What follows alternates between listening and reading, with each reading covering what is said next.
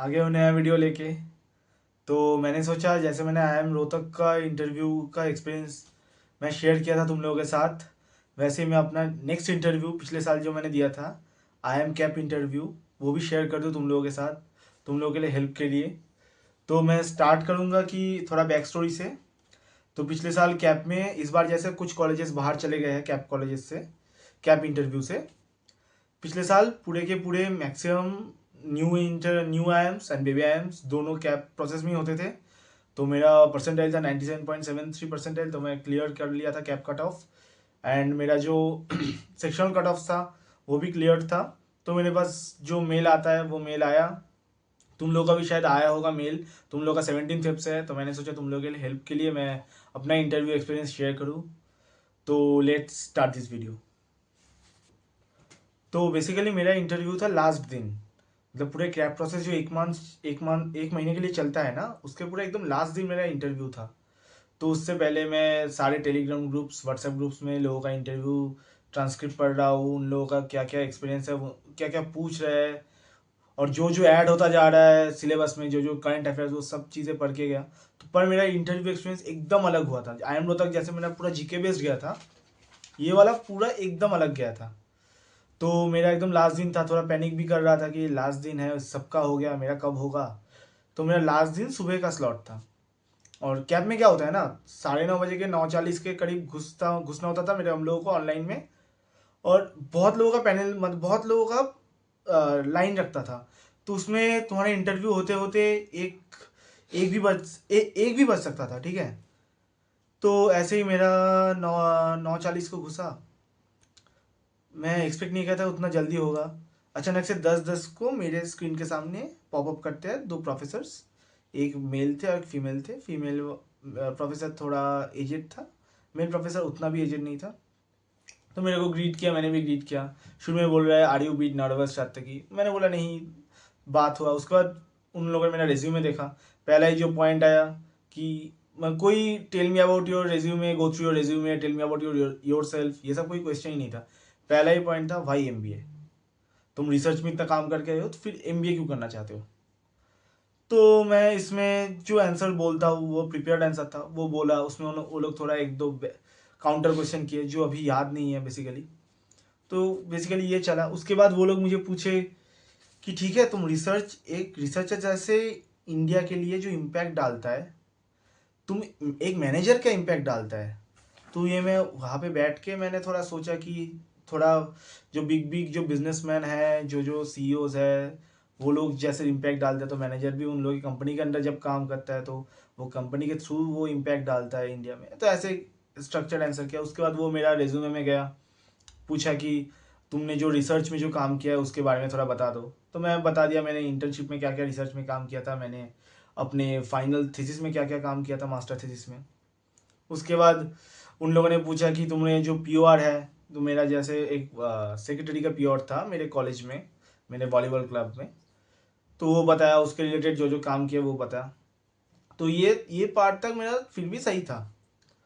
उसके बाद आया एक फीमेल प्रोफेसर। उन्होंने आते ही, मतलब मैंने सोचा था अब थोड़ा बहुत शायद जीके पूछेगा, करंट अफेयर्स पूछेगा।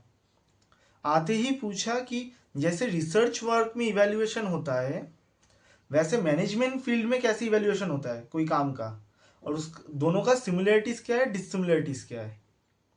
अब ये जो क्वेश्चन है, मैंने थोड़ा उन लोगों से थोड़ा 1 मिनट का टाइम मांगा। मैंने सोच के दिया हूँ, उन लोग उतना खुश नहीं हुए, ऐसे बात होते रहे कि क्या है वो है। उसके बाद फिर मैंने बोला कि ठीक है अब तो जीके पे आ जाओ। मतलब उसके रिलेटेड वो जो क्या बोलते हैं थियोरेटिकल क्वेश्चंस ही चल रहा था। ऐसा भी थियोरेटिकल क्वेश्चंस कि तुम उसके लिए प्रिपेयर करके जा रहे हो, बेसिक HR क्वेश्चंस भी नहीं है, थोड़ा हटके है।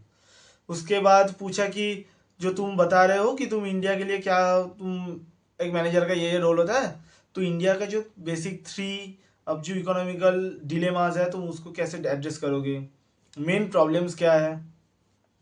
तो वो मैंने बताया था कि जैसे इन्फ्लेशन है, अनएम्प्लॉयमेंट रेट है, ऐसे कुछ कुछ तो बताया था। उसके बाद उन्होंने पूछा कि कौन, अब थोड़ा बहुत जीके में आया, एकदम लास्ट में आके थोड़ा बहुत जीके में आया, कि पूछा कि ठीक है तुम ये बताओ कि कौन से सेक्टर से तुम्हें ज़्यादा, मतलब कौन से सेक्टर का कौन सा सेक्टर सबसे ज़्यादा इम्पोर्टेंट है रिगार्डिंग इंडिया, तो इंडियन इकोनॉमी। तो मैंने पहले बोला कि ऐसे देखा जाए तो फार्मिंग सेक्टर, ये सेक्टर, तो उसके रिस्पेक्ट में वो लोग और एक बात पूछे कि अनएम्प्लॉयमेंट रेट क्या है, वो क्या है, कौन सी जगह पे ज़्यादा अनएम्प्लॉयमेंट है, ये सब पूरा इंटरव्यू चला।